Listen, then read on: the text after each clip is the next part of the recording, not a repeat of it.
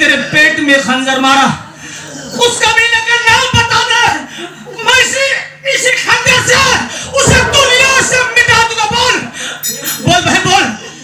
भैया यहाँ पर गुजरात करता था, मुझसे उल्टी सीधी बात करने लगा। जब मैं उसकी बात नहीं मानी, मेरे पेट में खंजर मार दिया। भैया भैया नहीं तुझे अपने कुछ नहीं होगा। नहीं बहन तुझे कुछ नहीं होगा।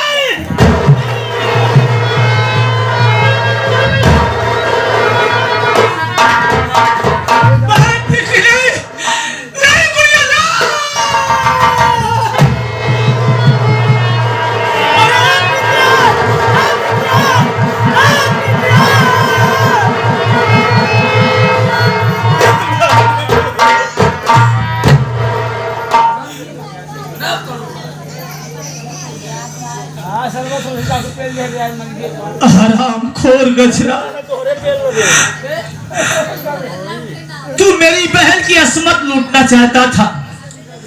जब नाकाम रहा तो मेरी बहन को दुनिया से मिटा दिया, उसके पेट में खंजर मार दिया और आज मेरी बहन दुनिया से फना हो गई। मैं कितना अभागा हूँ, कितना बदनसीब हूँ कि आज मेरे पास एक फूटी कौड़ी नहीं है। ए भैया, ए चाय वाले, सबर कथा बोला जी, आपन दुकान लगाओ ठीक है, लेकिन बोला जी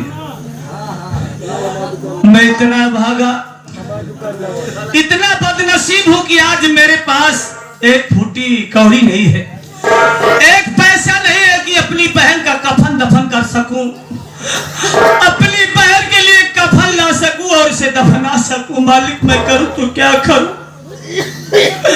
मैं कितना अभागा हूं।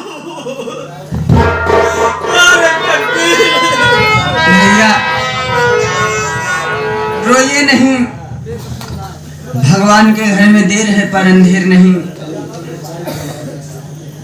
आज आपके पास बहन के कफन के लिए आपके पास एक फूटी कौड़ी नहीं है। आइए हम लोग चलते हैं, सामने जो बस्ती दिखाई दे रही है उनसे अपनी सारी विपत सुनाएंगे और भैया बाबू से अपने बहन के कफन के लिए कुछ न कुछ मदद मांगेंगे और भैया बाबू हमारी मदद जरूर करेंगे।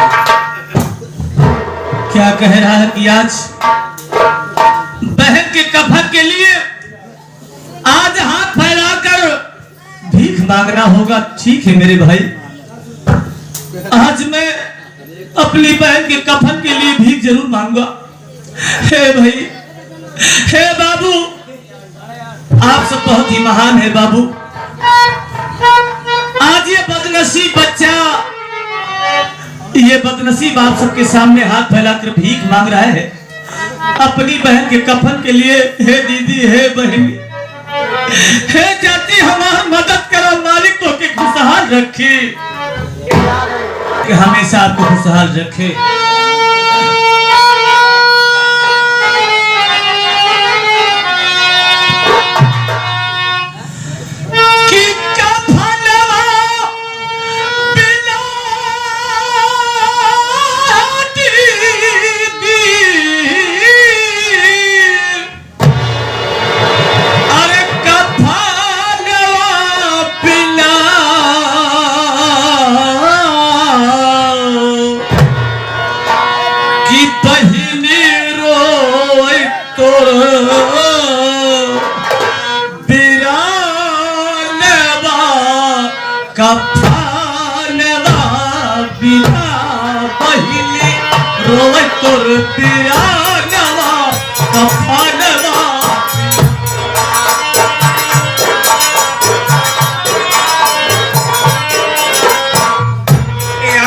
कमला प्रसाद भैया की तरफ से 11 भैया कफन में आए हैं, बहुत बहुत नमस्कार बा।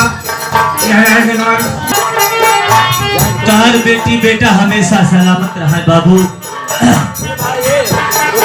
गजरा सिंह बना हत्यारा बहन के कहलस तू।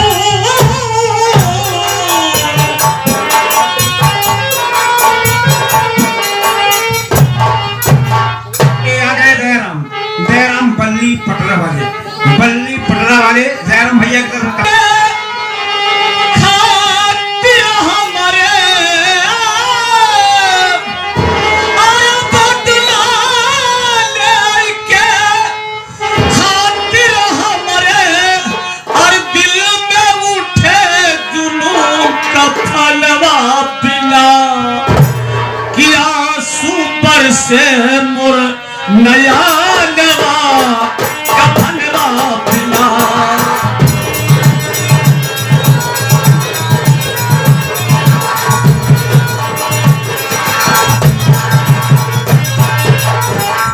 ये आ गए हमारे अशोक कुमार को सो जल से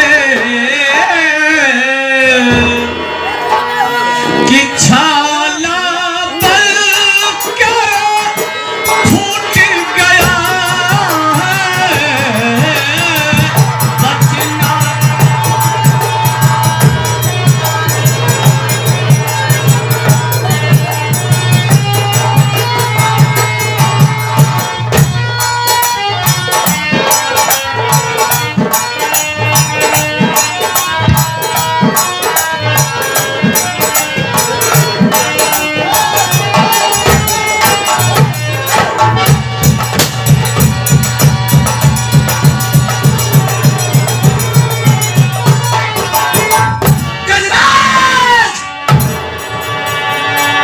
हराम खोर नीच कुत्ते, भाग कहां तक भागना चाहता है?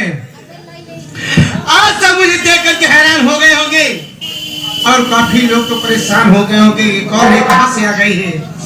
साथियों, मैं कोई और नहीं बल्कि मैं वही राधिका हूँ।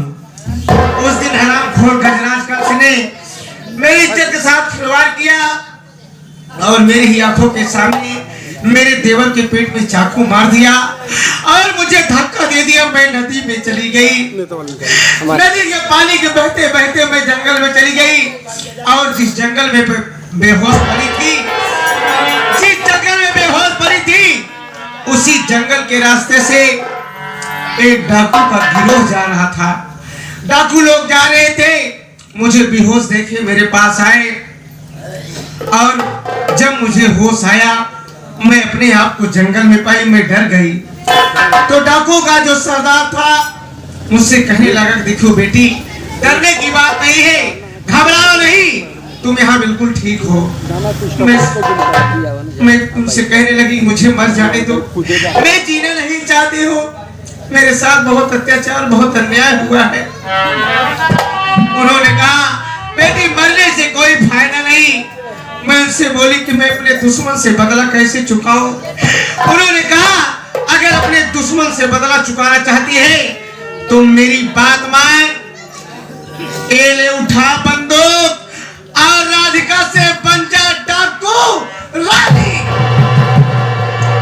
मैं उसी दिन से अपने हाथ में बंदूक का बाना उठाई और राधिका से बन गई डाकू रानी। और बंदूक उठाने के बाद कसम खाई कि हरामखोर गजराज कस, जब तक मैं तुझे इस दुनिया से ना मिटा दूं, जब तक मैं अपने अपमान का बदला नहीं चुका लूंगी, तब तक मैं चैन से नहीं बैठूंगी। लेकिन साथियों, मैं जब भी गुफा से कहीं जाती हूँ तो सबसे पहले ऊंची पहाड़ी पे जाती हूँ, मंदिर में माता रानी के मैं दर्शन करती हूँ, उसके बाद जहां जाने का जी करता है तब जाती हूँ। लेकिन एक मेरा साथी है, वो भी साथ में हमेशा रहता है, लेकिन आज लेट हो गया है, न जाने कहाँ है। सोच रहे को आ जाता तो हम दोनों साथ हो जाते।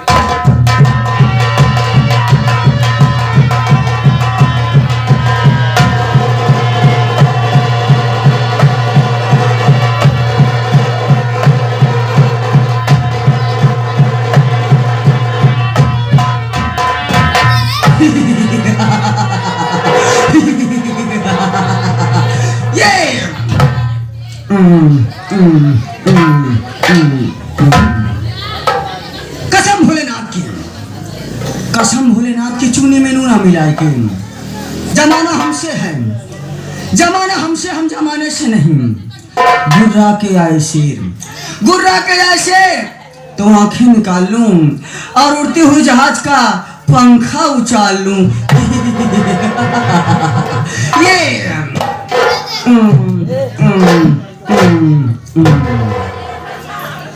सबसे पहले आप लोग ये जानिए कि मैं गांडू कैसे बना। डाकू, सबसे पहले आप लोग ये जानिए कि मैं डाकू कैसे बना। साथियों, बहुत दर्दनाक कहानी है। अगर आप लोग हमारी कहानी को समझोगे, आप लोगों से आप लोगों के आंख से आंसू आए या ना आए, और कहीं से आंसू निकल सकते हैं। साथियों, मेरा भी एक हंसता खेलता परिवार था। मेरा भी एक हंसता खेलता परिवार था। मेरे परिवार में एक अंडू बोकरा था।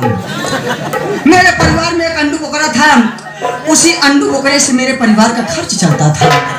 कोई भी गांव का व्यक्ति अपनी बकरियां लेकर आता था, 200 रुपये और 2 किलो गेहूं देकर जाता था। एक दिन साला गजराज कंस हमारे दरवाजे पर पहुंचा। उसकी नजर हमारे अंडू बोकरे के ऊपर पड़ गई। वो मेरा अंडू बोकरा उठाकर लेकर चल दिया। जब मैं घर पर पहुंचा तो हमारी मेहरिया ने बताया कि अपना अंडू बोकरा गजराज कंस उठा ले गया। इतना सुनते ही मैं दौड़ा और उसकी हवेली के पास जाकर बोला, गजराज कंस भोसड़ी वाले, मेरा बकरा लौटा दे। इतना सुनते ही गजराज कंस हवेली के बाहर निकला और मुझे 5-6 जूता मार दिया। मैं निहत्था था, कुछ नहीं कर पाया। वहां से उदास होकर घर को वापस चला आया। जब घर पर पहुंचा तो हमारी मेहरिया ने पूछा, क्या हुआ, अपना अंडू बोकरा मिला कि नहीं मिला? मैं उदास होकर बोला, अपना बोकरा तो नहीं ले आ पाया। इतना सुनते ही वो आग बबूला हो उठी और उसने बोला, तुम्हारे जिंदगी में धिक्कार है, धिक्कार है। जब इतना बोला और कमरे के अंदर ले गई, दरवाजा बंद किया। दरवाजा बंद करने के बाद जूता चप्पल बेलन से इतना मारा, इतना मारा, इतना मारा, क्या बताऊं। जब मैं कैसे भी उससे छुड़ा पाया, वहां से भागा और भागते भागते पहुंच गया चमार की घाटियों में। चम्बल घाटी में पहुंचा तो वहां मेरी मुलाकात डाकू रानी से हो गई। जब मैंने उनको सारी अपनी कहानी बताई तो उन्होंने पकड़ा दिया ये बंदूक का बरम और बोला, जा बेटा तू भी अपना बदला ले ले। उसी दिन से मेरा नाम डाकू खरपोटी लाल, डाकू खरपोटी लाल उर्फ सिनकटवा चोर पड़ गया। मैं किसी से नहीं डरता, न तलवार की धार से, न गोलियों की बौछार से। बंदा डरता है तो सिर्फ मेहरारू की मार से। हमारे नाम के हमारा गांव में इतनी बड़ी दहशत है, अगर कोई बच्चा रोता है तो उसकी माता ये बोलती, बेटा बस सो जा, नहीं तो डाकू खरपोटी लाल आएगा, तेरा सारा मूत पी जाएगा, खून पी जाएगा। लेकिन क्या बताऊं, सरदार जी से मिलने में देरी हो चुकी है। पहले चलता हूं सरदार जी से मुलाकात करता हूं, आगे किसी ब्रेक के।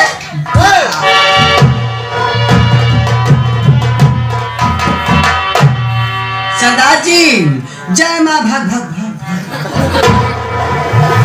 जय मां भग भग भग भग, जय मां भग भग भग क्या है? ओ जय माँ भग भग। कितने दिन है ना, 4 साल में ऐसे हो गया, आज तक तुम्हें बोलने का दम भी नहीं हुआ। वही भक्त पे अटक भाग में नहीं जाते हो। उसे कहा जाता है सरदार जी, जय मां भवानी, जय माँ, बोलो फिर बोलो, जय माँ भग भग। हाँ इतनी देर तुम कहाँ थे? सरदार जी, मैं सेन काटने चला गया था। शेर काटते हो क्या? हाँ पहले हाँ, बताओ कैसे काटते हो?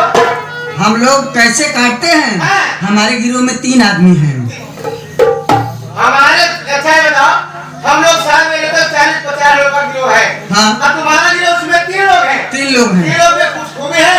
खूबी है, कहावत है। क्या है बताओ? हम लोग जब चोरी करने जाते हैं, डाका डालने जाते हैं, तो हमारे के ऊपर खूबी है, कहावत है क्या है? कि 3 चोर गए चोरी करने। हाँ। 3 चोर गए चोरी करने करके 5 मिनट का वादा। हाँ। एक तो अंदर घुसुर गया, दूसरी बाहर से पीटे दरवाजा। एक अंदर गया, हाँ अब तो दरवाजा पीट रहे हैं। हाँ। वो कैसे?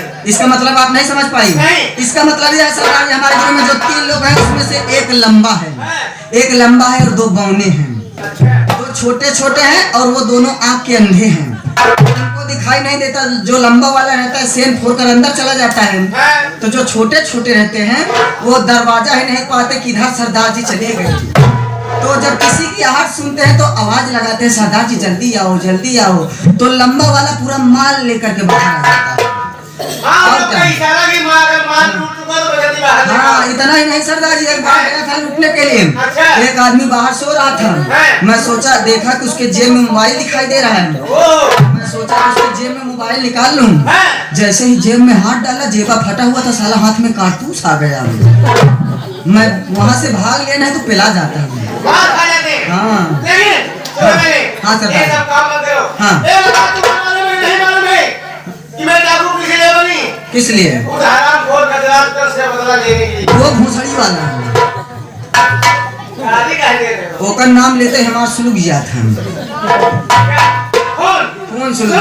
हाँ चले से बड़े हाँ। चलो चलते ऊंची पहाड़ी पर हाँ। बड़े माता शेरा वाली दर्शन करेंगे। हाँ। उसके बाद चलेंगे गजराज कंस के पास। चलिए चलो वहाँ से मैं चलता